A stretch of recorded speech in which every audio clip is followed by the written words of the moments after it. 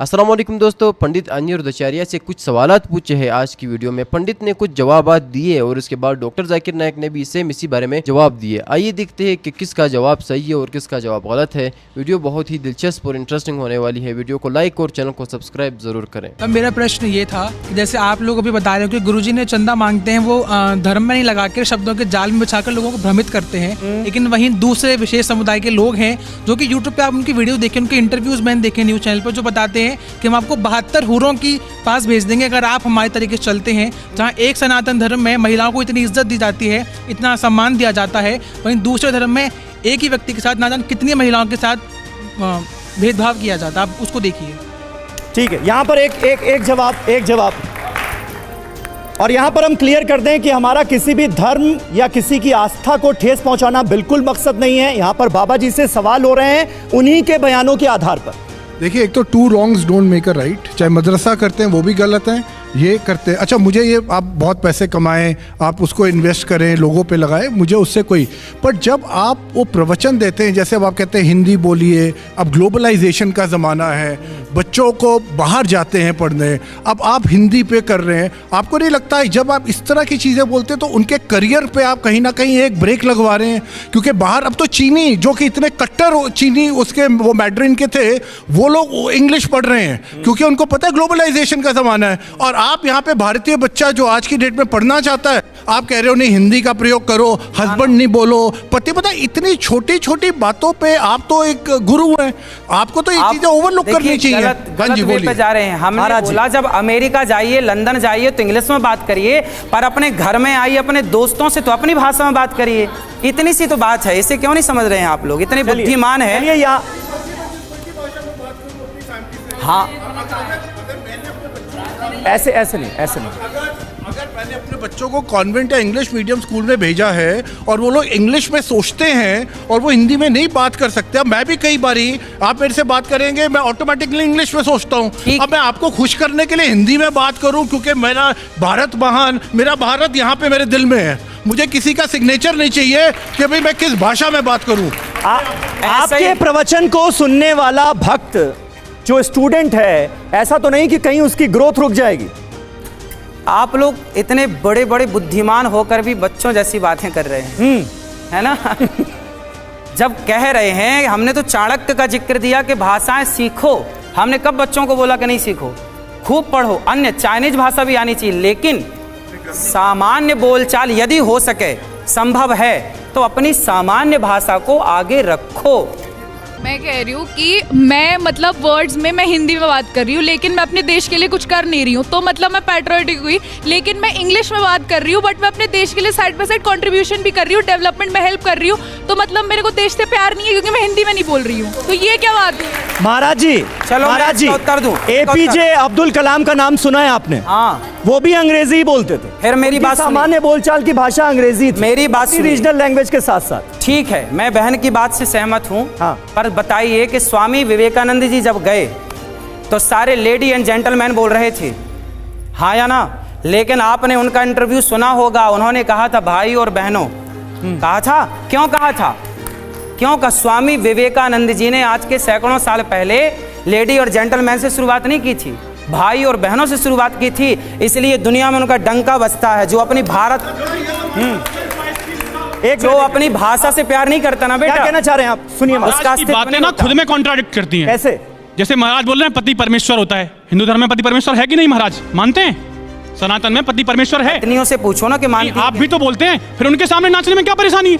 अब जब हम परमेश्वर के सामने नाच रहे हैं और पति के सामने नाचने में परेशानी है, महाराज कमाल कर रहे हैं आप। दूसरी चीज, आप नहीं, हम आपसे बात करने नहीं, हम महाराज से सवाल पूछ लें, आप लोग शांत रहेंगे थोड़ी देर। जी। आप हमें महाराज ये बताइए, आप 21वीं सदी में जी रहे हैं, आप यहाँ कैसे आए? रथ से आए हैं महाराज या फिर कारवार से आए हैं? तो टेक्नोलॉजी का इस्तेमाल कर रहे हैं ना। आप बातें कर रहे हैं 5000 साल पहले की, द्वापर की, त्रेता की, हम सब लोगों ने पढ़ा है, हम भी हिंदू हैं, ठीक है, मैं ब्राह्मण आदमी हूँ, मैंने भी संस्कृत पढ़ी है। आप बातें करते हैं 5000 साल पहले की और चीजें इस्तेमाल। आपने घड़ी कौन सी कंपनी की पहनी है महाराज? हमें जो दे देते दिया जाता है महाराज तो पहन लेते हैं। अगेंस्ट क्यों बोलते हैं आप? मेडिकल साइंस के अगेंस्ट बोल रहे हैं। आपने सिस्टम ही बदल दिया पूरा कि भाई गाय के गोबर खाने से बच्चा पैदा हो जाएगा या गोबर में जो गेहूं निकल रहा है। आपकी बातें महाराज तर्क संगत बिल्कुल नहीं है। आपकी सारी बातें कॉन्ट्राडिक्ट करती हैं। आप मुझे बताइए, आपकी सारी बातें एक दूसरे को कॉन्ट्राडिक्ट कर रही हैं। ये चश्मा वाले भैया से बात कराइए, उनके प्रश्न का उत्तर ये देंगे। हाँ, क्या आप क्या कहना चाहते जी? चाह रहा था, महाराज जी जो कह रहे हैं कि सारी भाषाओं का ज्ञान होना चाहिए। हमारे स्कूल के अंदर इंग्लिश पढ़ाते चलो ठीक है, हमारी जनरल नॉलेज क्या कहती है? अरे एक एक करके एक अब सुनिए। हमारी जनरल नॉलेज ये होनी चाहिए, भाषाओं का ज्ञान होना चाहिए। चाइनीज भी पढ़ो, क्या बोलते हैं, फ्रांस भी पढ़ो, सब कुछ पढ़ो। पढ़ने के बाद हेलो, अपनी भारत भूमि, अपनी जड़ और अपनी मातृभूमि को नहीं भूलो, उनका ये कहना है। आप अपने माँ बाप का सम्मान करो, आप अपने मतलब अरे बच्चा जब पैदा होता है माँ बोलना सीखता है या मम्मी बोलता है? ठीक है, लेकिन यहाँ से एक बात अनिरुद्धाचार्य जी, यहाँ से एक बात हुई कि आपकी जो बातें हैं वो अपने आप में विरोधाभासी। मेरा सवाल यह है कि कौन सा धर्म, किताब या जाति ये इजाज़त देती है कि मासूम जानवरों का कत्ल किया जाए? I mean to fulfill his hunger और taste, like in case of Muslim you celebrate Bakri Eid, which favors killing of goats, I mean as a means of festival. I mean, hearing to your comments on Islamism and other religions, what I understand is your religion favors this festival in a more spirited manner, because Hinduism doesn't do so. They don't believe in killing goats, but accept that there are non-vegetarians who prefer eating chicken and goat and others. But does Islam favor this thing? भाई साहब का बहुत अच्छा सवाल है। भाई साहब ने पूछा है पहले कि कौन सा मज़हब है जो मासूम जानवरों को कत्ल करने की इजाज़त देता है। फिर उसने कहा कि इस्लाम में आप जानवर का कत्ल करते हैं, आप नॉनवेज खाते हैं, हिंदू धर्म में इसकी मुमानियत है।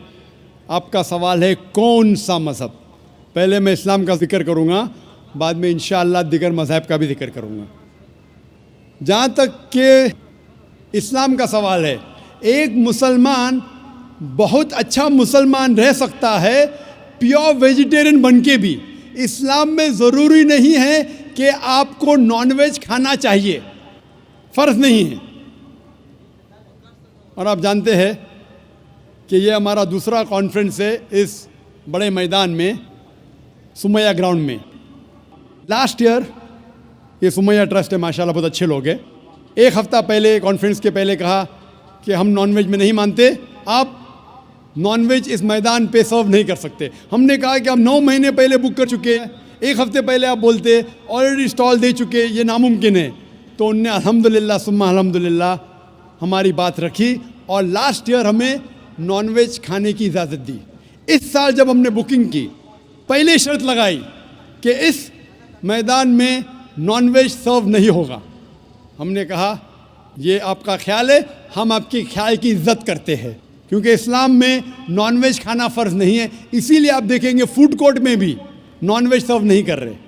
हमारे जो मुकर्रिरीन हैं, इस्लाम के विद्वान हैं, उनको भी हमने कहा, हमने माजरत चाही कि इस ग्राउंड पे हम आपको नॉनवेज नहीं सर्व करेंगे, क्योंकि ये मुसलमान की ज़बान है।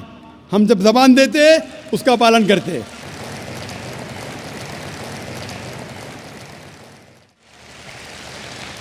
आपका सवाल, जैसे मैंने कहा कि मुसलमान को नॉनवेज खाना फ़र्ज़ नहीं है, लेकिन क्योंकि अल्लाह सुब्हाना व तआला ने हमें इजाज़त दी है।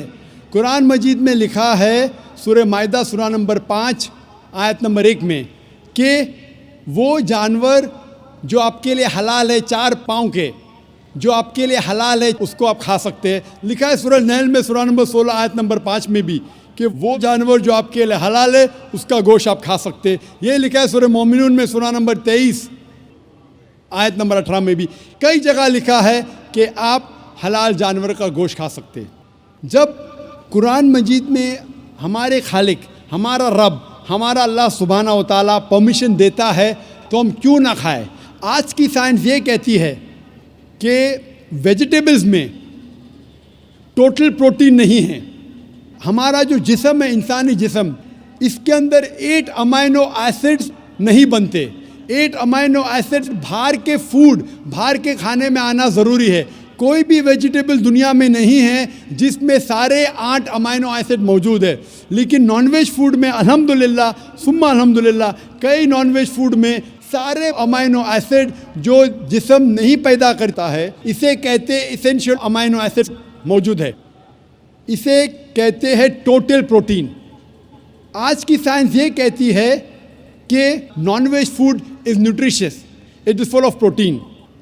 और हम जब तहकीक करते हैं तो हमें पता चलता है कि जब हम हर्बीवोरस एनिमल को देखते हैं, गाय, भेड़, बकरी, ये सिर्फ वेजिटेबल्स खाते हैं, सिर्फ घास फूस खाते हैं। जब इनकी दांत को हम देखते हैं, इनके दांत दे आर फ्लैट टीथ, इनके चपटे दांत है। ये सिर्फ भाजी खा सकते, गोश्त खा ही नहीं सकते। जब हम मांसाहारी जानवर को देखते हैं, शेर बब्बर, चीता, हम देखते हैं इनके दांत को जब देखते हैं, इनके दांत नोकीले है, कैनाइन टीथ। ये सिर्फ गोश्त खा सकते, भाजी पाला नहीं खा सकते। लेकिन जब हम इंसान के दांत, आप अगर जाएंगे मिरर में देखेंगे, आईने में अपने दांत, मैं देखूंगा अपने दांत, तो पता लगता है कि खुदा ने हमें चपटे दांत दिए, फ्लैट टीथ, उसके साथ साथ नोकीली दांत दिए, herbivorous teeth and carnivorous teeth. अगर ईश्वर चाहता था कि सिर्फ मैं भाजी पाला खाऊं, तो ये नोकीली दांत क्यों दिए? गोश्त खाने के लिए।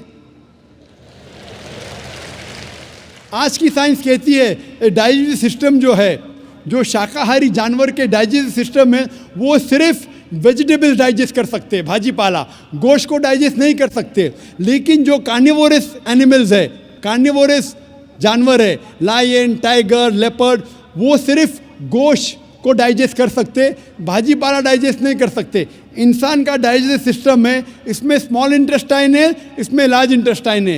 ये भाजी पाला भी डाइजेस्ट कर सकती है, गोश्त भी डाइजेस्ट कर सकती है। अगर खुदा चाहते थे कि सिर्फ हम भाजी पाला खाए, तो नॉनवेज फ्लैश डाइजेस्ट करने का डाइजेस्टिव सिस्टम क्यों दिया? क्योंकि हम फ्लैश खा सके, गोश्त खा सके। बहुत से गैर मुसलमानों को ये गलत फहमी है कि उनके मज़हब में गोश्त खाना हराम है, और कई हिंदू समझते हैं कि उनके मज़हब में लिखा है कि गोश्त खाना हराम है।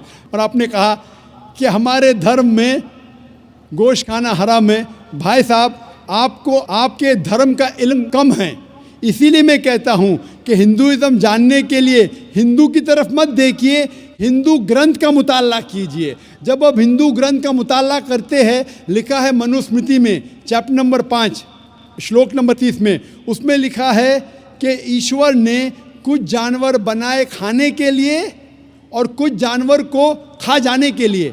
God has created some animals to eat and some to be eaten. अगर आप उस जानवर को खाते हैं जिन जानवर को खुदा ने बनाया है खा जाने के लिए, तो आप गुनाह नहीं कर रहे। If you are eating the animals who God has created to be eaten, you are not doing a sin. आगे जब पढ़ते लिखा है मनुस्मृति में चैप्टर नंबर 5 में, अध्याय नंबर 5 में, मंत्र नंबर 40 में, कि खुदा ने कुछ जानवर बनाए हैं कुर्बानी के लिए।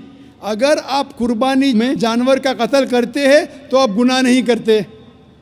आगे लिखा है मनुस्मृति में चैप्टर नंबर 5 मंत्र नंबर 41 में कि जानवर का कत्ल करना, जो जानवर खाने के लिए बनाए गए हैं, वो गुनाह नहीं है। इसी तरीके से कई जगह वेद में लिखा है कि ऋषि गोश्त खाते थे, जानवर को खाते थे। वक्त नहीं है डिटेल में बात करने का, लेकिन अगर आप महाभारत पढ़ेंगे अनुशासन पर्व चैप्टर नंबर 88, इसके अंदर युधिष्ठिर जो पांडव का एक भाई था, वो पूछता है भीष्म से कि हम यज्ञ में, पूजा में क्या खाना दे भगवान को, ईश्वर को, ताकि हमारे पुरखों को संतुष्ट मिले। तो भीष्म कहता है युधिष्ठिर से कि आप यज्ञ में अगर भाजी पाला देंगे तो हमारे बाप दादा 1 महीने के लिए खुश रहेंगे। अगर आप मच्छी देंगे 2 महीने के लिए, अगर आप खरगोश देंगे 3 महीने के लिए। अगर गोश्त देंगे तो 4 महीने के लिए, अगर आप बेकन देंगे तो 5 महीने के लिए, अगर परिंदे का गोश्त देंगे तो 6 महीने के लिए, अगर हिरन का गोश्त देंगे तो 7 महीने के लिए। पूरा मेन्यू है माशाल्लाह, बड़ा मेन्यू है। उसके आगे लिखा है अगर आप गाय देंगे तो पूरे 1 साल के लिए हमारे बाप दादा संतुष्ट रहेंगे, और अगर गेंडा राइनोसरस देंगे तो 20 साल के लिए हमारे बाप दादा खुश रहेंगे। पूरा मेन्यू है। क्या चाहते हैं बोलो? मच्छी, खरगोश, क्या चाहते हैं बोलो? ये आपके ग्रंथ में लिखा है, मेरे ग्रंथ में नहीं।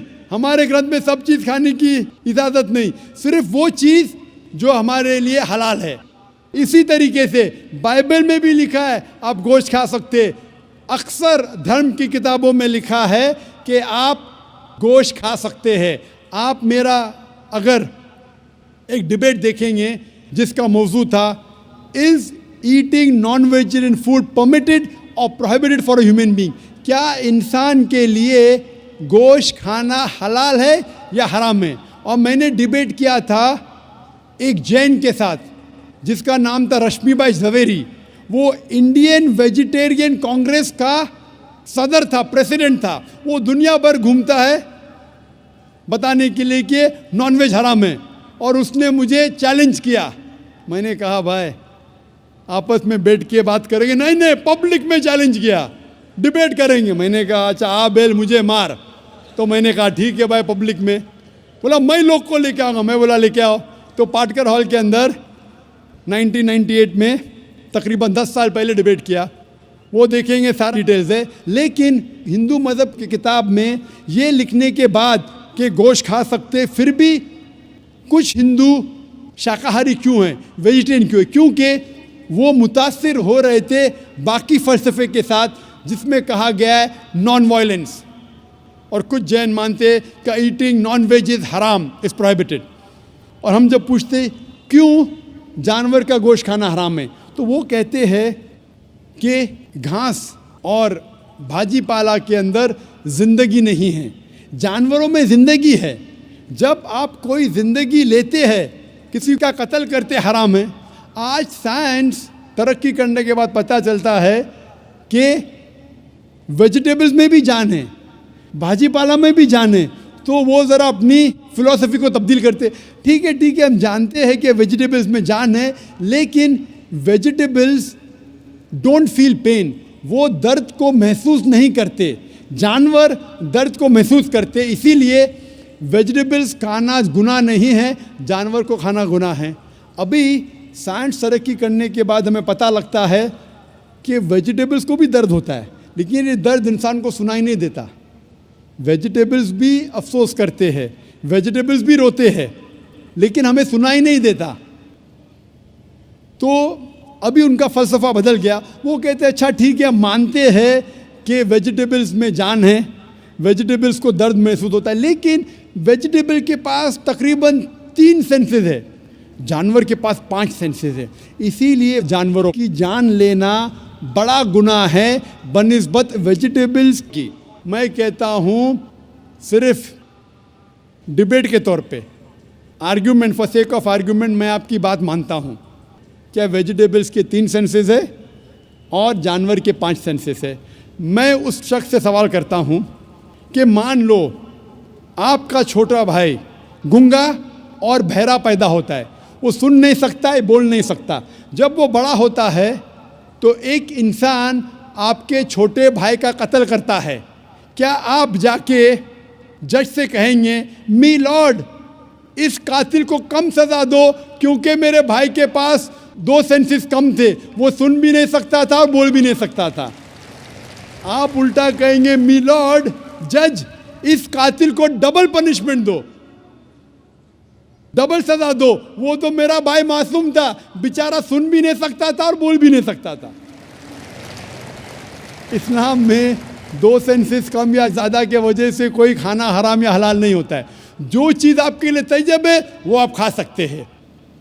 इसी तरीके से कई वजह। लेकिन अगर कोई नॉन मुस्लिम मुझसे ये कहता है कि मैं वेजिटेरियन हूँ, मुझे कोई गिला शिकवा नहीं। आपको नॉनवेज पसंद नहीं है, आप मत खाइए। लेकिन कोई नॉन मुस्लिम, कोई गैर मुसलमान, कोई हिंदू मुझसे कहता है कि आप जानवरों का कत्ल करते हैं, वो गुनाह है, तो मैं उनसे कहता हूँ इस बात को मैं तस्लीम नहीं करता हूँ। आप अगर गोश्त नहीं खाना चाहते हैं, मैं आपसे खुश हूँ। अगर हिंदुस्तान में सब गैर मुस्लिम गोश्त खाने लगेंगे तो गोश्त का भाव बढ़ जाएगा। तो मुझे कोई गिला शिकवा नहीं अगर गैर मुस्लिम गोश्त नहीं खाते। लेकिन अगर मुझसे कहते हैं कि गोश्त खाना गुनाह है, तो मैं ये जवाब देता हूँ। अभी आपको संतुष्ट हो चुका होगा कि साइंस के मुताबिक, आपके मज़हब की किताब के मुताबिक, कुरान के मुताबिक गोश्त खाने की इजाज़त है सारे इंसान को। Hope the answer the question.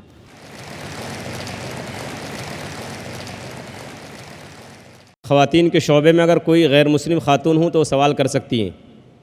अस्सलाम वालेकुम जाकिर साहब, आपने पलट के जवाब नहीं दिया।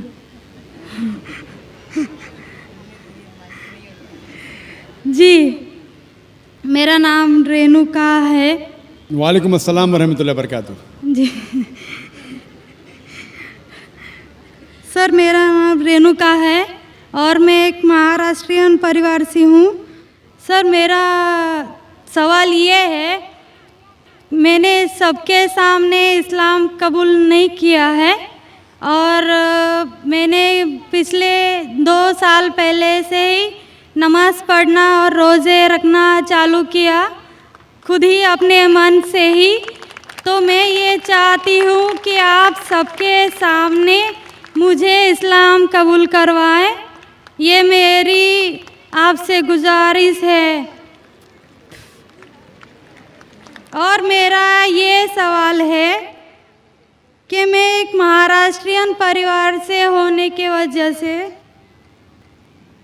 जो सभी नॉन मुस्लिम के दिल में होगा जिन्होंने इस्लाम कबूल किया, वो ये है कि मेरे घर पे जो बुत परस्ती हो रही है उसे कैसे रोकूं और उससे कैसे बचूं, और मेरे साथ मेरे माँ बाप को कैसे समझाऊं कि खुदा एक है। बहन माशाल्लाह 2 साल से इस्लाम का मुताला कर रही है जी, और उसे यकीन हो चुका है कि इस्लाम सही मज़हब है और वो इस्लाम कबूल करना चाहती है। बहन, मैं आपसे पूछना चाहता हूँ कि कोई शख्स आप पर ज़बरदस्ती कर रहा है इस्लाम कबूल करने के लिए? नहीं। कोई आप पे दबाव है? नहीं। माली दबाव या प्रेशर? नहीं। आप अपने मन से कबूल करना चाहते हैं? जी। आप मानते हैं कि खुदा एक है? जी। आप मानते हैं कि खुदा के अलावा किसी और की इबादत नहीं करना चाहिए? जी। आप मानते हैं कि मोहम्मद सल्लल्लाहु अलैहि वसल्लम इस खुदा के आखिरी पैगंबर है? जी। बेशक। और आप चाहते हैं कि सारे लोग के सामने आप कबूल करें? इंशाअल्लाह मैं अरबी में कहूँगा और आप उसको दोहराइए। जी। अशहदु अशहदु अल्लाह अल्लाह इलाहा इलाहा इल्लल्लाह इल्लल्लाह व अशहदु व अशहदु अन्ना अन्ना मोहम्मदन मोहम्मदन अब्दुहु अब्दुहु व रसूलुहु व रसूलुहु। मैं गवाही देती हूँ मैं गवाही देती हूँ कि अल्लाह के अलावा कोई माबूद नहीं और मोहम्मद सल्लल्लाहु अलैहि वसल्लम उसके बंदे और रसूल है। माशाल्लाह, आप मुस्लिम हो चुके। जी, शुक्रिया। अल्लाह आपको जज़ाए खैर दे। और मैं कहूँगा कि मजमा कितने लोग हैं पता नहीं, 1 लाख से ज़्यादा लगते हैं। मैं कहूँगा कि सारे सामाइन से कि आपके लिए दुआ करें और अल्लाह आपके जिद्दोजहद को कबूल फरमाएं। आपका सवाल था कि आप किस तरीके से आपके घर वालों को, आपके वालिदैन, आपके वालिद वालदा को किस तरीके से इस्लाम की दावत दे और किस तरीके से ये साबित करे कि खुदा एक है। सबसे पहले जिस तरीके से मैं तकरीर किया हूँ, क्योंकि आप एक महाराष्ट्रन ख़ानदान से ताल्लुक़ रखते हैं, ज़ाहिर है कि आप हिंदू ख़ानदान से ताल्लुक़ रखते हैं। आप अगर मेरी कैसेट सुनेंगे, similarities between Islam and Hinduism, इस्लाम और हिंदू धर्म में यकसानियत। मैं कहूँगा वॉलंटियर से कि मेरी तरफ से आपको एक तोहफ़ा दे, आप उस डीवीडी को देखिए और वो डीवीडी का मुताला करने के बाद आपके वालिदैन, आपके घर वालों से ये कहो कि आप जो यकसा है हिंदुज़म और इस्लाम में, उसके ऊपर कम से कम अमल करो और इंशाअल्लाह अल्लाह सुब्हानहू व तआला आपके घर वालों को हिदायत देगा। मेरी ये आपसे इल्तिजा है कि आप जब इस्लाम कबूल करती है उसके बाद आपके घर वालों को एहसास दिलाओ कि आप और बेहतर इंसान बन चुकी है। अगर आप जो कुछ आपके वालिदैन कहते हैं आप उनकी सारी बातों पे अमल करो, सिर्फ वो बात जो अल्लाह और अल्लाह के रसूल के ख़िलाफ़ है, जो कुरान और सही हदीस के ख़िलाफ़ है। इसके अलावा जो भी बातें, जो भी हुक्म आपके वालिदैन आपसे करते हैं आप उसका पालन करो। उनको ये एहसास होना चाहिए कि मेरी बेटी जब इस्लाम कबूल की अब वो मुझसे और मोहब्बत करती है, वो मेरा और कहना मानती है, उसकी मुझसे और चाहत बढ़ गई है, क्योंकि इस्लाम में है कि माँ के पैर के नीचे जन्नत है।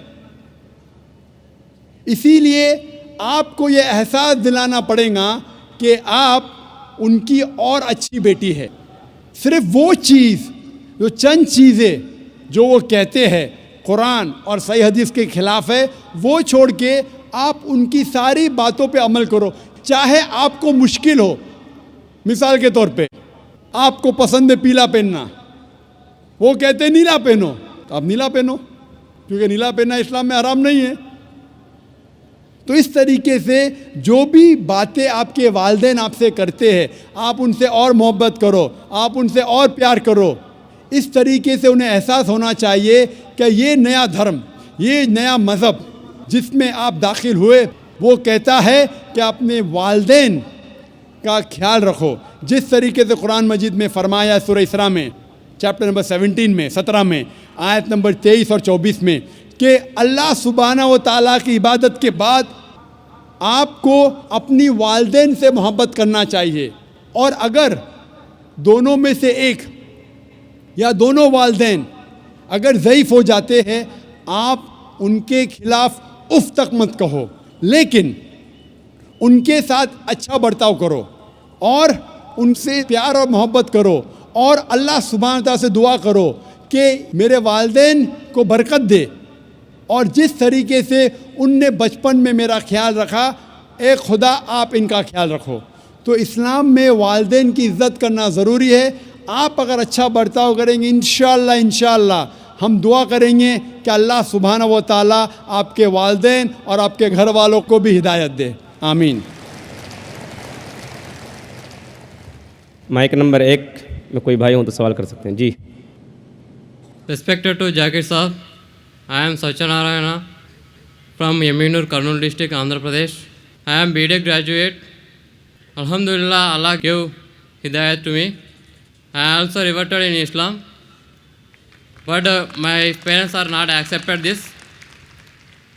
Alhamdulillah, my grandfather is accepted, but they believe only one God. In front of the Satan is first came, but I know Satan is also created by Allah. In other names of Shaitan in Puranas, Vedas, what is the other names of Shaitan in Puranas, Vedas? And my grandfather also asked one question. When the Kali Yuga is ended, I know Qiyamah is when it is came, but he asked when the Kali Yuga is ended. And so many Hindus are followed Sri Rama, Sai Baba, Sri Krishna. I know these are said only one God to our colleagues. These are prophets in between, total prophets, that is 1,24,000 prophets. These are Sri Krishna, Sri Rama, Sai Baba, these are any prophets in between. And another question is, in present also in Kurnool and Chennai, some people are followed Kalki Bhagavan, Amma Bhagavan. Any information about this person? भाई साहब ने सवाल किया है, अल्हम्दुलिल्लाह उसने इस्लाम कबूल किया, अल्लाह सुब्हानहू व तआला इसको जज़ाए खैर दे और इसके जद्दोजहद को कबूल फरमाए। इनका सवाल है कि जो शैतान है वो क्या इस्लाम के अलावा हिंदू धर्म में है और उसका क्या नाम है। दूसरा सवाल है क्या कलयुग आ चुका है। तीसरा सवाल है क्या हम श्री कृष्ण श्री राम को पैगंबर मान सकते हैं। और चौथा सवाल है कल के अवतार के बारे में। पहला सवाल कि शैतान का क्या नाम है, तो शैतान का सदर है, उसका नाम कुरान मजीद में इब्लीस है। लेकिन कुरान मजीद में कहा गया है सूरह नास में कि वो लोग जो दिल में वसवसा डालते हैं आपके दिल में और फिर हट जाते हैं, वो इंसान में से और जिन में से है। शैतान कुरान मजीद के मुताबिक इंसानों में से भी शैतान है और जिन में से भी। इंसान और शैतान दोनों को फ्री विल दिया गया है। हम चाहे तो अल्लाह की बात मान सकते हैं, चाहे तो नहीं मान सकते। जो लोग को फ्री विल देने के बाद जो अल्लाह सुब्हानहू व तआला की बात मानते हैं वो फरिश्ते के ऊपर हो जाते हैं। जो अल्लाह सुब्हानहू व तआला के खिलाफ जाते हैं उसे कहते हैं शैतान। तो शैतान इंसानों में से भी है और जिन में से भी है। और इसका जिक्र दिगर मज़हब की किताब में भी है। शैतान डेविल बोलो, अंग्रेज़ी में डेविल कहते हैं, बाइबल में उसका नाम है डेविल। उस तरीके से हिंदू मज़हब बाकी मज़हब की किताब में भी लिखा है शैतान, और पारसी किताब में अहरमान। तो हर मज़हब में there is an evil force, उसे शैतान कहो, डेविल कहो, इब्लीस कहो। आपका दूसरा सवाल है जो कलयुग, ये कलयुग आ चुका है। आपका तीसरा सवाल कि हम श्री कृष्ण श्री राम को पैगंबर मान सकते हैं क्या नहीं। मोहम्मद सल्लल्लाहु अलैहि वसल्लम फरमाते हैं, सही हदीस है मिशकात अल-मसाबी की जिल्द नंबर 3 में, हदीस नंबर 5373 में, जिसका जिक्र आता है अहमद इब्न हंबल में जिल्द नंबर 5 में, सफ़ा नंबर 265 और 266 में। अल्लाह के रसूल फरमाते हैं कि अल्लाह सुब्हानहू व तआला ने इस ज़मीन पे 1,24,000 पैगंबर भेजे हैं, लेकिन नाम से कुरान मजीद में सिर्फ 25 का जिक्र है। आदम अलैहिस्सलाम, नूह अलैहिस्सलाम, इब्राहिम अलैहिस्सलाम, मूसा अलैहिस्सलाम, ईसा अलैहिस्सलाम, मोहम्मद सल्लल्लाहु अलैहि वसल्लम, नाम से 25। लेकिन कुरान मजीद में लिखा है सूरह फातिर में सूरह नंबर 35 आयत नंबर 24 में, व इम मिन उम्मतिन इल्ला खला फ़ीहा नज़ीर, नहीं है कोई उम्मत जिसमें अल्लाह सुब्हानहू व तआला ने खबरदार करने वाला नहीं भेजा। अल्लाह ताला फरमाते सूरह रौद में सूरह नंबर 13 आयत नंबर 7 में, वलिकुल्लि कौमिन हाद, और हर कौम में हमने हिदायत देने वाला भेजा। नाम से सिर्फ 25 का जिक्र है। अल्लाह के रसूल फरमाते 1,24,000 पैगंबर है। आप मुझसे पूछते हैं, हो सकता है कि श्री कृष्ण पैगंबर थे, क्या हो सकता है कि श्री राम पैगंबर थे? क्योंकि कुरान मजीद में श्री कृष्ण या श्री राम का जिक्र नहीं आता है, नहीं कोई सही हदीस में आता है। इसीलिए मैं ये नहीं कह सकता हूँ कि ये पैगंबर थे। मैं ये कह सकता हूँ कि हो सकता है, मे भी हो सकता है वो पैगंबर थे या हो सकता है वो पैगंबर नहीं थे, लेकिन ये नहीं कह सकता कि वो 100% पैगंबर थे। कुछ लोग कहते हैं राम अलैहिस्सलाम, ये गलत है, ये कहना गलत है। तो श्री कृष्ण श्री राम हो सकता है पैगंबर थे, हो सकता है नहीं थे, लेकिन अगर वो पैगंबर थे, जितने भी पैगंबर मोहम्मद सल्लल्लाहु अलैहि वसल्लम के पहले आए वो सिर्फ अपने लोगों के लिए भेजे गए थे, अपनी कौम के लिए, और उनका पैगाम महदूद था एक वक्त के लिए। इसीलिए आज आप चाहे इंडिया में जी रहे हैं या अमेरिका में या यूके में या सऊदी अरेबिया में, आज आखिरी पैगंबर जो कुरान में लिखा है सूरह अंबिया में सूरह नंबर 21 आयत नंबर 107 में, वमा अरसलना का इल्ला रहमतुल आलमीन, हमने मोहम्मद सल्लल्लाहु अलैहि वसल्लम को नहीं भेजा लेकिन सिर्फ रहमत बना के सारे आलमीन के लिए, सारे इंसानियत के लिए, सारे जहां के लिए। क्योंकि मोहम्मद सल्लल्लाहु अलैहि वसल्लम आखिरी पैगंबर थे, वो सिर्फ मुसलमान या अरबों के लिए नहीं भेजे गए थे, वो सारी इंसानियत के लिए भेजे गए थे। तो आज चाहे आप हिंदुस्तान में रह रहे हैं या यूएसए में या यूके में या सिंगापुर में या सऊदी में, आपको मानना चाहिए आखिरी पैगंबर मोहम्मद सल्लल्लाहु अलैहि वसल्लम में। और ये लिखा है हिंदू मज़हब की किताब में भी। जिस तरीके से आपने कहा कल के अवतार के बारे में, इसके ऊपर तकरीर दी थी मैंने लास्ट सैटरडे, एक हफ़्ता पहले 15 तारीख को इसी स्टेज पे एक हफ़्ते पहले मैं तकरीर किया था।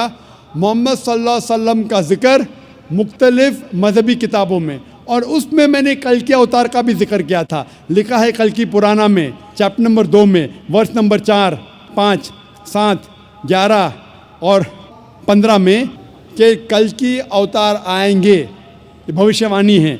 उसके वालिद का नाम है विष्णु यास, तर्जुमा करते हो जाता है अल्लाह का बंदा अब्दुल्ला। उसके वालदा का नाम है सुमति, तर्जुमा होता है अमन रखने वाली औरत, जिसका तर्जुमा होता है आमिना। कहा गया है कि वो पैदा होंगे संभाला में, अमन की जगह, तर्जुमा है मक्का।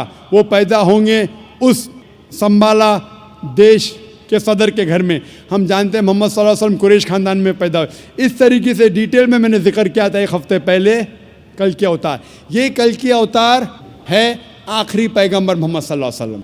आप ये बात अपने वालिद से कह सकते, और इंशाअल्लाह हम दुआ करेंगे कि आपके वालिद को भी हिदायत मिले। अस्सलाम वालेकुम।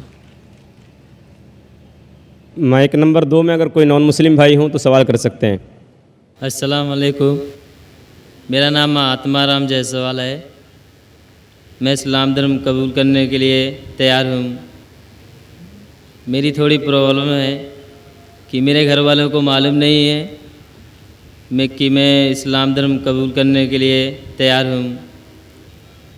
ऐसे हालत में मैं बोल भी नहीं सकता कि मेरे घर वाले की क्या राय मशवरा रहेगा, लेकिन चीज़ों को, सब बातों को भूल कर मैं इस्लाम धर्म कबूल करने के लिए तैयार हूँ। हालांकि मेरी शादी भी हो गई है। मैं ये पूछना चाहता हूँ कि इस्लाम धर्म कबूल करने के बाद मैं अपने परिवार में अपने बीवी के साथ, मतलब अपने माँ बाप भाई के साथ रह सकता हूँ कि अलग रहना पड़ेगा? भाई साहब का सवाल है कि वो इस्लाम मज़हब कबूल करना चाहते हैं, लेकिन उनके वालिदैन को नहीं पता है। क्या अपने वालिदैन को बताना ज़रूरी है? और इस्लाम कबूल करने के बाद क्या मैं अपने घर में माँ बाप के साथ रह सकता हूँ कि नहीं? इस्लाम कबूल करने के लिए आपको अपने वालिदैन को बताना ज़रूरी नहीं, किसी को बताना ज़रूरी नहीं। दिल में, ये मजमे को भी बताना ज़रूरी नहीं। अगर दिल में आप ईमान रखते हैं कि अल्लाह एक है, उसके अलावा कोई माबूद नहीं, और मोहम्मद सल्लल्लाहु अलैहि वसल्लम उसके बंदे और आखिरी पैगंबर है, आप मुस्लिम हो जाते हैं। आपको किसी को बताने की ज़रूरत नहीं। अगर आपको शक है क्या बताने के बाद मेरी जान खतरे में आ सकती है या मुझे कोई चोट पहुँच सकती है, तो आप इसको महफूज रख सकते। किसी को बताने की ज़रूरत नहीं, लेकिन अगर बता सकते हैं तो बेहतर है, लेकिन बताना फ़र्ज़ नहीं है। अगर आपको जान का ख़तरा है तो किसी को बताने की ज़रूरत नहीं, लेकिन अगर आप बताएंगे आप आसानी से इस्लाम को फॉलो कर सकेंगे। लेकिन आपको डर है, जान का ख़तरा है, तो बताना ज़रूरी नहीं। ये आप और आपके खुदा, आपके अल्लाह के दरमियान है। आप इस्लाम कबूल करने के बाद बेशक आपके घर में रह सकते हैं, आप आपके वालिदैन के साथ रह सकते। जैसा मैंने कहा था पहले जवाब में, जो बहन ने सवाल किया था, आपको अपने वालिदैन के साथ और अच्छा सलूक करना चाहिए, उनसे और मोहब्बत करना चाहिए। उनको ये दिखाना चाहिए कि मैं मुसलमान बनने के बाद पहले से और अच्छा बेटा हूँ। सिर्फ़ वो चीज़ें जो कुरान और सही हदीस के ख़िलाफ़ है, जो अल्लाह और अल्लाह के रसूल के ख़िलाफ़ है, वो चीज़ आपको नहीं मानना चाहिए। उसके अलावा सारी चीज़ें मानेंगे, उसमें कोई गिला शिकवा नहीं, उसमें कोई प्रॉब्लम नहीं। अगर आप इस्लाम कबूल करना चाहते हैं तो बेशक कर सकते। अगर नहीं करना चाहते, ज़रूरी नहीं है कि सबके सामने बोलना ज़रूरी नहीं, लेकिन चाहते तो कर सकते हैं। मैं चाहता हूँ कि कर लूँ। आप चाहते कि इस्लाम कबूल करें? जी। मैं ये पूछना चाहता हूँ कि आप पर किसी ने ज़बरदस्ती की? नहीं। किसी ने कोई दबाव डाला? नहीं।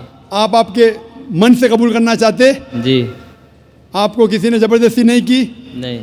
क्योंकि ज़बरदस्ती से इस्लाम कबूल कराना कुरान के ख़िलाफ़ है। कुरान में लिखा है सूरह बकरा में सूरह नंबर 2 आयत नंबर 256 में, ला इकराह फिद्दीन, दीन में कोई ज़बरदस्ती नहीं है। लेकिन अगर आप चाहते हैं तो कोई आपको रोक भी नहीं सकता।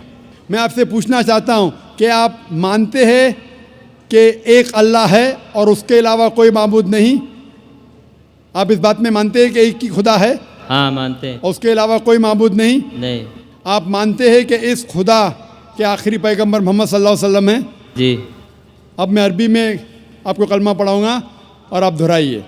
ठीक। अशहदु अशहदु अल्लाह अल्लाह इलाहा इलाहा इल्लल्लाह इल्लल्लाह व अशहदु व अशहदु अन्ना मुहम्मदन अब्दुहु व रसूलुहु व रसूलुहु।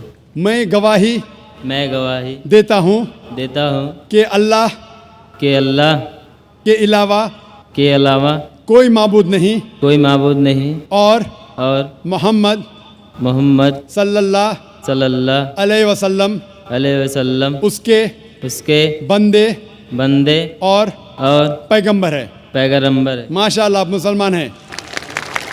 अल्लाह आपको जज़ाए खैर दे।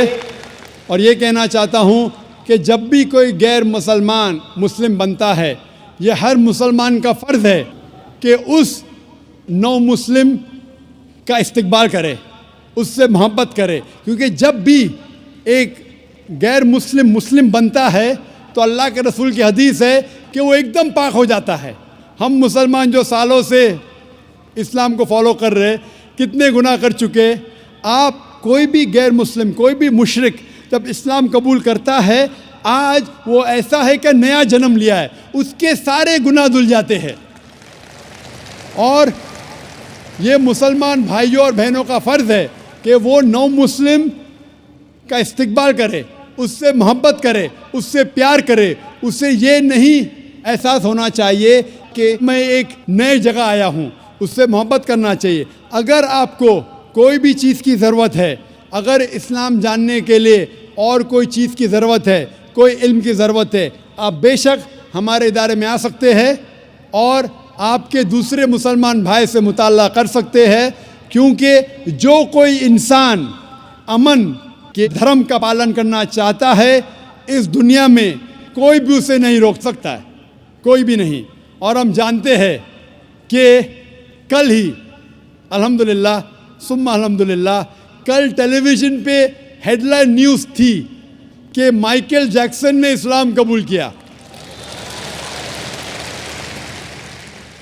तो जब जॉर्ज बुश माइकल जैक्सन को इस्लाम कबूल करने से रोक नहीं सका था यूएसए में, तो जो भी इंसान अपनी मर्ज़ी से इस्लाम कबूल करना चाहता है इस देश में, कोई भी उसे रोक नहीं सकता। लेकिन उसके ऊपर कोई दबाव नहीं होना चाहिए। वो अपनी मर्ज़ी से जब इस्लाम का मुताला करता है और जांच पड़ताल करने के बाद खुश होता है कि ये एक वाहिद मज़हब है जिससे उसकी ज़िंदगी में अमन हासिल हो सकता है, तो हम उसको वेलकम करते और अल्लाह सुब्हानहू व तआला से दुआ करते हैं कि आपको इंशाअल्लाह इस दुनिया और आखिरत में इंशाअल्लाह सवाब दे और सबसे बेहतरीन रिवॉर्ड दे। आमीन। तो दोस्तों, ये रही डॉक्टर जाकिर नायक की बातें। और शुरू में जिस तरह पंडित अनिरुद्धाचार्य ने कुछ बातें की है, उम्मीद है कि दोनों क्लिप आपने देखे हो। हमारी वीडियो बनाने का मतलब ये नहीं कि हम किसी मज़हब को टारगेट कर रहे हैं, किसी के ख़िलाफ़ बोल रहे हैं।